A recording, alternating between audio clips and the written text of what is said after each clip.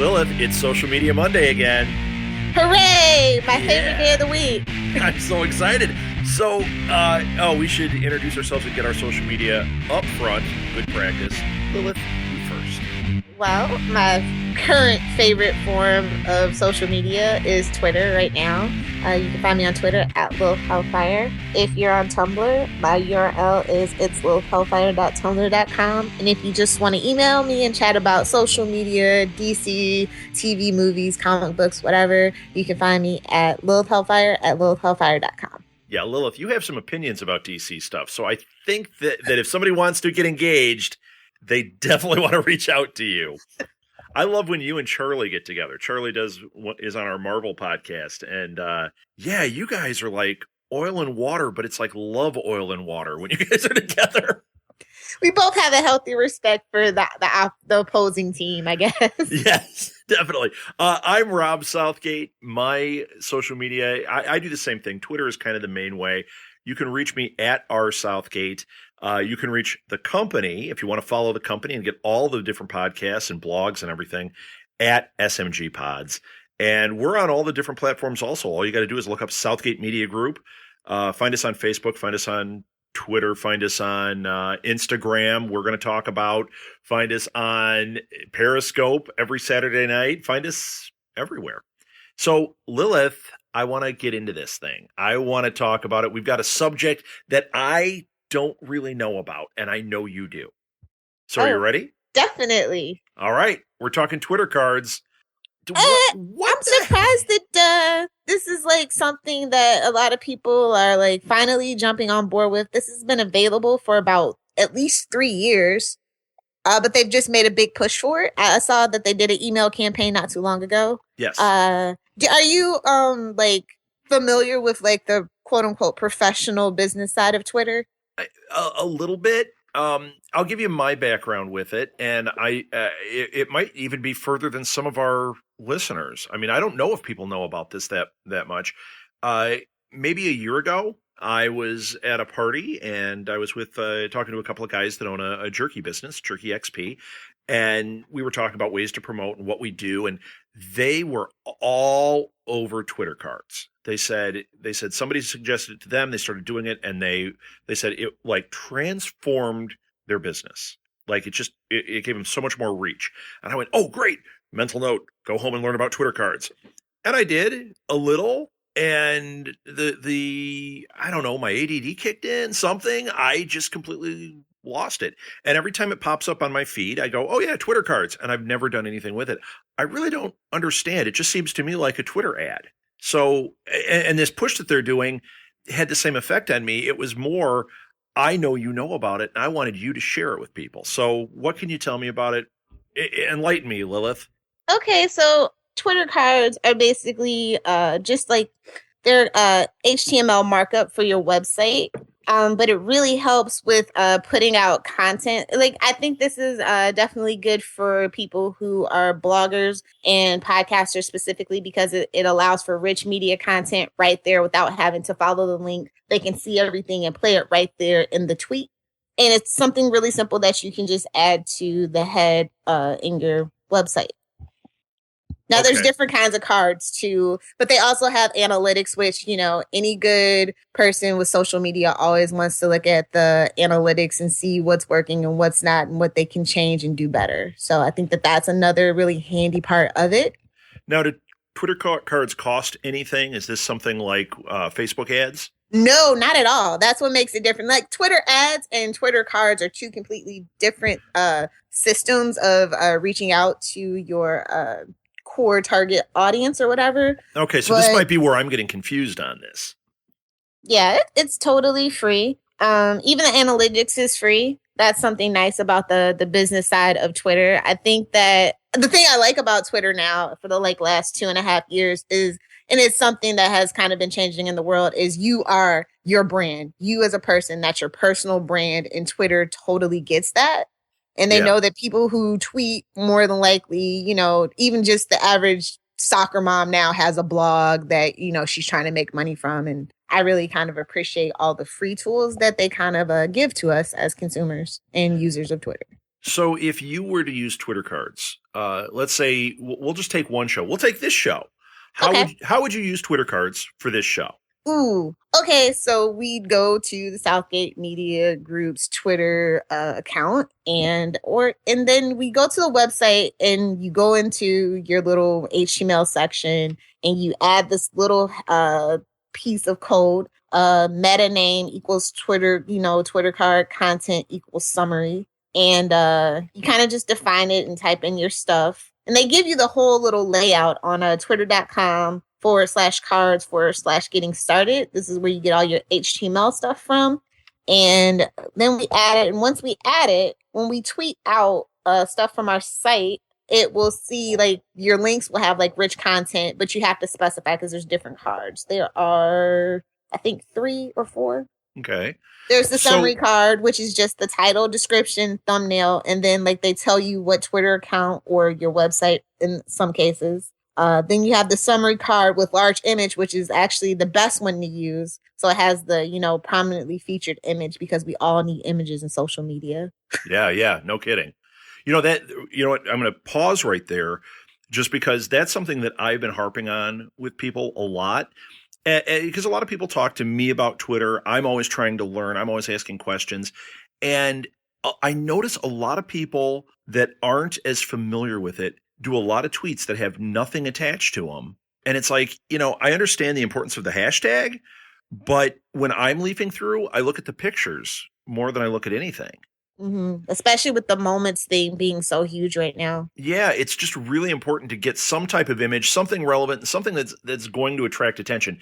The tweet doesn't have to be all about the picture, but it's definitely got to have the graphic if you want to reach people because I mean, so much of it just goes by. I'm scrolling right now while we're talking, and I'm skipping right over stuff, and then I see a picture, and it makes me stop and read what it says. So, okay, I just had to pause there because I think that's an important thing that a lot of people, for some reason, are not gripping, or they're overusing it to the point that I'm like, wow, I keep seeing the same image just jam down my throat here. Let's be creative with it. So, okay, I have to go back because I know our audience is a lot smarter than me. I'm thick. I got to ask something. I'm on the Twitter page. I am logged in to our Twitter account. Where do I find this? Okay, let me go to my Twitter. I usually because you just ran right through it. And I'm like, I don't see it. I usually go to like for the tools for a better explanation of things. I would actually go to dev.twitter.com/cards/types. And that's where you're going to get the best information for all of this. Now, I didn't find that in Twitter. I found that by typing in Twitter cards and the developer section came up. This is fantastic. I actually haven't been in here before. I think you can get to your account from your regular account, though. Let me look. Usually if you go to Twitter ads, like that's just like your main, like if you're doing like anything like ads and stuff like that, that's like all your stuff. I think you can get there from that. Okay. From analytics, maybe. Yep, you can get it if you go to like the Twitter ads in your under your little avatar. You see all the settings and stuff. If you go there and you click on analytics, you'll get the choices of account home. Oh, wonderful! I see it. Activity. Yep. I see it. See, I'm glad I asked because I hadn't encountered that before. So now I know. Well, I'm in that developer area. I see there's different card types. You said summary card with a large image is the best one to get familiar with. It's a good starting point, right? Yeah. Okay. And I think that what I also enjoy about Twitter is their API is so easy to adjust for like developers and things like that. And so they have a really cool thing called an app card, which gives you a direct download for mobile apps. And they also have the player card for video and audio, which in other media, which would come in handy for podcasters, YouTubers, and bloggers. Which is exactly who our audience is. So that's another one that's important to get familiar with. One thing I've been doing over the last couple of weeks a lot is typing in things like that. And I didn't do it before the show because I wanted you to be able to share. But I would type in like app card in YouTube, and I'm watching videos where people are explaining this stuff. I got to say, I'm finding a lot of really interesting sources that are giving just lots of details that I had no idea were out there. So that's another thing another tool that people listening can use is go to YouTube and just type that in. I mean, it's pretty amazing. People have these like top 5 things you didn't know about Twitter cards. And then you go, oh my gosh. Yep. you know?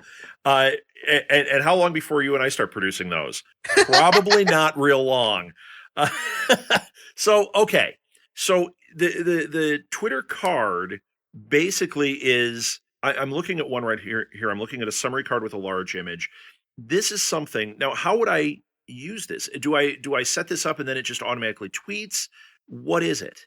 Oh, see, because I know. Okay, so what you want to do, I think, how you use it is if you want to go to CMS integration guide, I believe, because like I think it's different things for like Blogger and stuff like that, and WordPress and all those things. And they tell you how to use it from there. Okay, and this would go on your website. This isn't necessarily even a Twitter thing. Yeah, Although it's for your website. Okay, good. Now, does it tweet these out though? I mean, this is because they look really nice, or is this something more that you're putting on your website as brand building? I think when you tweet, like once you said it all, it's all said and done, and when you tweet and you like use your website URL, I think it automatically pulls all those things together. Interesting. On our website, we use Squarespace, and Squarespace has Twitter integration in it where I can put the feed and that. I'm assuming that I would put maybe a Twitter card above that as brand building, and then it would have the feed below it. Is that kind of what you're thinking? I'm thinking so. Because all the ones that I use, I'm really actually just getting familiar with WordPress. But for Tumblr and Blogger, it's just kind of instantly for Blogger specifically. Like when you choose to share from your different social media, it automatically does it for you, and it kind of in a similar way for Tumblr as well. But and also there's a Jetpack plugin, which is pretty common for a lot of up and coming bloggers that do their own stuff. Sure. Well, this is really cool. This is something I definitely want to play with. And I do, I think the biggest takeaway I've had from this part of our show was that developer section. Mm-hmm. It's I'm finding a lot of cool stuff in here to the point that I need to go out of it. Otherwise, I'm going to be distracted through the whole show. I will say that I think Twitter's developing section is actually better than Facebook's at this current moment. The API is just a lot overall easier to use and change to your needs right now. And of course, Twitter was developed for mobile, which is where a lot of social media, like the older social media, just kind of fell out. And it's kind of why Twitter has a certain different demographic than Facebook does. Absolutely. You're 100% right. And I actually now I have another question, and you may know this. A couple of months ago, it broke that Twitter was going to expand the number of characters. Mm-hmm. Have you heard anything more about this? Have we gotten a time frame on that, or is that just kind of gone by the wayside? I don't think it's gone by the wayside, but I think they just wanted to get it out there and see the reaction for it. Which was a lot of people have to yelling, "Yay!" Yeah, but I don't actually think that they need to do that because of all the other things that they have integrated into Twitter. Like they're into Blab, they're into Periscope, Yes. They have their hands in a few other things as well. And video is really starting to be king of content. Especially easily chatting between, strangers across the world with just a click, and not having to deal with the Google Hangouts and the Skypes and whatnot. So right. Yeah. I don't know what's going to come of that at all. Well, I actually do see, and I know there's a physical reason that they had to stick to 140 characters, and they've figured out an algorithm that's going to help them go beyond that. I don't think it needs to be unlimited. I don't want to scroll through and see 5 million words. Yeah, right. I want to see, maybe 200 characters would actually help me. Not that I always max them out either, but there have been times where I go, man, I can't get my message out and tag people that need to be tagged. Yes. I think the tags shouldn't count, honestly. You know what? I think you're right, but I also think that there should be a limit to that too. Don't 5 put people max. Yeah, that would be wonderful. You know what? You and I just solved all of Twitter's problems. It's funny because about 2 years ago, I got to go to Twitter headquarters in San Francisco. And that's kind of like when I fell in love with Twitter. Like I was so resistant against like social media in general, even though I was in public relations, just because, oh man, you can implode on social media so easily. But they really do have their stuff together, and they have these great long-term goals and plans, and they just act on. They see a good idea, or they see a good company, and they just jump on it. And Vine was really when I started to come around, when they got their involvement in Vine. I'm like, oh yeah, this is cool. Yeah, they got the right idea. Yeah, well, and like Periscope is wonderful, and We talked about that last week, what happened with that and Meerkat. And frankly, I mean, I like them both, but Twitter was smart to grab Periscope. Really good move on their part. Okay, I want to move on. Unless you got more you want to talk about with that. Make sure you validate your cards. Like they have a little card validator. You want to make sure that everything works. Try it out. Try. Find the formula that works for you, because what works for one person doesn't always work for another. And they have so many other things. They also have a gallery card for like if you're a photographer or something like that. Or I think it also even pulls in your Instagram pictures if I'm not mistaken. So. Oh, I didn't see that, but interesting. Interesting. Well, and I do like that integration too. When you put something on Instagram, you snap a picture, put your thing on, and I have it immediately pushed to Twitter. What's funny is those tweets, speaking about pictures and everything, when I think we talked about this last week. Actually, no, we didn't. I think you and I talked about it after the show. One of the strategies that I'm using for Instagram, specifically for one of our shows, for the Nuff Said podcast, is picking a day. Like we do Marvel Monday, and every Monday I take maybe between 15 and 20 different images of a particular character or storyline or what have you that's Marvel related. And over the course of the day, I put those out on Instagram and I tag it with, the appropriate tags and everything. And I push it to Twitter. It's proved to be pretty popular. It's new. So, I mean, if you looked at it now, you'd go, there aren't that many people looking. Trust me, I can see where the trend is. Okay. But what's interesting is those tweets, for whatever reason, they come from Instagram, they go to Twitter. Those seem to score high for me. When I look at the analytics of what's getting, viewed and clicked on, it's the ones coming from Instagram that seem to have the most mojo consistently. Well, I mean, Instagram is pretty popular, and there is a high crossover, demographic with Twitter and Instagram. And, the only thing that Twitter's really lacking is like, when you put up a photo or a GIF, there's no filters. Yeah, there isn't. And that would do something. That's actually something that Snapchat has been doing a pretty good job adapting to. And I think Twitter could learn from that. They just need to buy Snapchat and integrate it into their thing. That would do it. I love their geo filters. I have been kind of messing around since we mentioned Snapchat, and their geo filters are pretty cool. Let's talk about geo filters for a second. Let's talk about Snapchat for just a second here. I've been messing around with the geo filters too. And one thing that I found, have you created any? No. Okay. It's actually a really simple process. If you go to snapchat.com, there is a thing you can click on for geo filters. You can go in there, you can make your own. It's got all the specifications and everything. Here's the issue I ran into. I followed everything to the letter. I submitted because of our Live at the Blue Box show. I thought, you know what? We do a lot with Snapchat at these live events. So I wanted to create a geo filter for the Blue Box. First of all, one of the first things that comes up, you have to agree that this is not for an event. Well, that's a mistake. That's a mistake, right? Definitely. They should make these so that they are event-based. So if you're at Lollapalooza, there's a geo filter for Lollapalooza. They're making it seem like it has to be location-based. So I made two. I made one super generic, just was the Blue Box. It wasn't even their logo. It just said Blue Box Cafe, Elgin, Illinois. That's all it said. Very generic, but it was cool looking. It would look good on a snap. Both geo filters I submitted got declined. I think that's a mistake. I think you should be able to create these things and share them. Maybe they have some way of filtering them, but to take something that's so, general that looks good. It looked just like the other geo filters they had as examples, and to decline it, it's like, this isn't even based on an event. I think that's a mistake. And I think the event thing is a mistake too. Yeah, Snapchat is kind of actually heavily, what's keeping them afloat, let's just be honest, is all the brand names that use them at this point. Right. And that's what makes them really interesting with their Snapchat events. So maybe it has something to do with that. Yeah, I don't know. I just think that might be a little bit of a misstep. But the other thing is, after I got declined on those, I went in and I noticed they had a development kit you could download. Mm-hmm. And even though I followed all the specs, the development kit puts the specs into Photoshop. So maybe they require it be done in Photoshop, even though I did everything according to their specs, which maybe that's what we need to find out. And I'll look into that. If it turns out that, if I put it in Photoshop, it would have been approved. Well, that's something that they should put out there and that we should know. Definitely. So that's just something I found. But I do like the geo filters. I think that's a fun thing, and I think that as people figure out workarounds for this, you can't do it for events. I think it's going to become one of the more popular features of Snapchat. Definitely.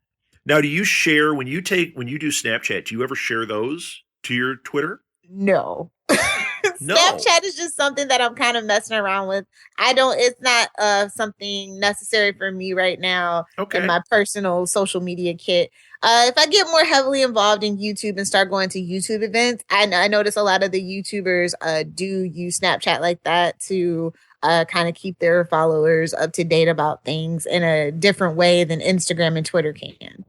Yeah, I actually do that with my Snapchat, though. I'm finding I do the My Story. The general pictures with the stuff, I don't really care about that. I can use Twitter. I can snap things on Instagram. But when I make the My Story, I'm taking it, I'm saving it, because you can save the entire story.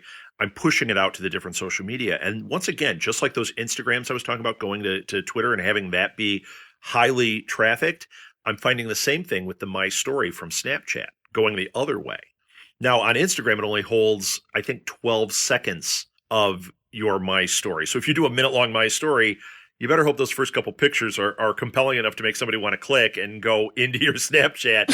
Otherwise, oh, look, it's somebody's foot, and aren't they being wacky that they're showing nothing leading up to a story that's not there? So you got to be careful with that if you're going to use it that way. But I am finding that integration is really pretty cool. Snapchat, though, I'm not as into, and I see a lot of people using it this way, where they put all the filters and they draw stuff and they write wacky stuff, and I'm like, it'd be great if I was a 12-year-old. I'm not. Well, and actually, the Snapchat does have a pretty young user base, and that's why so many of like the brands that you see are where they are. Yeah, and they're gearing towards it. Yeah, I understand that. Taco Bell has been very big on Snapchat. I love Taco Bell. So. Don't judge me. Don't judge me. Oh, and I have to do the thing. This podcast is not sponsored by Taco Bell, but we would welcome it. That's right. We would. And we'll push you on Snapchat. Okay. Let's move on to something else. I think we kind of fell into a pit there, which kind of seems to be the trend on this show. You and I beforehand had talked about a couple of different things. What did we want to get into? What's the next one? So Instagram is doing something that actually I see a lot of people who are big on Instagram aren't a fan of, with this whole new algorithm. Yes. Well, they're owned by Facebook now, so it makes perfect sense that they're doing this, because Facebook does this. And their algorithm is broken just as much as YouTube's algorithm is broken. Let's just be real. So what they're doing is they're changing it now so that instead of the latest snaps or pictures you've taken, now I'm saying snaps, the latest Instagrams that you've posted, I wonder if that's the right term, we'll use it. They don't go to the top anymore. Now it's based on what they think, according to their algorithm, you're going to want to see. So, which they never get it right on Facebook. So why would they get it right on Instagram? They don't at all. And frankly, when I go into Instagram, I do want to see the latest. I don't want to see what you think I'm going to like, because then what you're doing is you're putting me into a narrow box. So if I happen to click, put a favorite on a picture of Captain America, until I start building up, more and more that I want other stuff, I'm going to get all Captain America. And that's not what I go to that for. Mm-hmm. It's the same issue that I had with Pandora. I don't know if you're a Pandora user. In the beginning, it was wonderful. I loved that it was the music genome and they were, sensing what you wanted. Now it seems like no matter when I go on, I hear the same 20 songs because they targeted those for me. Yeah. So what do you think of this? I mean, are you into this idea? Do you think if they executed it properly, do you think it's a good idea? I don't think it's a good idea. I think it's kind of lazy. They should kind of leave Instagram the way that it is. I think they're going to see a huge backlash from this, and then they're going to have to backtrack and go, hey, now you can revert. Yeah, right. It's the new Coke, old Coke thing is going to happen here. And that happens a lot with Facebook and the companies that they buy. In all honesty, this is nothing new. Right. You just gotta have some respect for your consumers, and if it ain't broke, don't fix it. I do think that Instagram's API for developers needs to be fixed, because I know as a person who's been kind of messing around with the codes, source codes and stuff like that, it is a pain. I would like to see it more open like Facebook is. I think that's the only thing that they should and could do for Instagram to make it better. Totally Because agree. you can't schedule Instagram. Like what? Yeah, you It's can't so schedule. hard. And when I use my tools, like even like TweetDeck is wonderful. I use that all the time. I can schedule things out. I can go between multiple accounts very easily. I have a difficult time with Instagram, although I hear you can switch accounts now, but I'm so deep into the other way that it's like I don't know. I haven't taken the time to set any of that up because I think it was a misstep, and it probably turned a lot of people off. Yeah.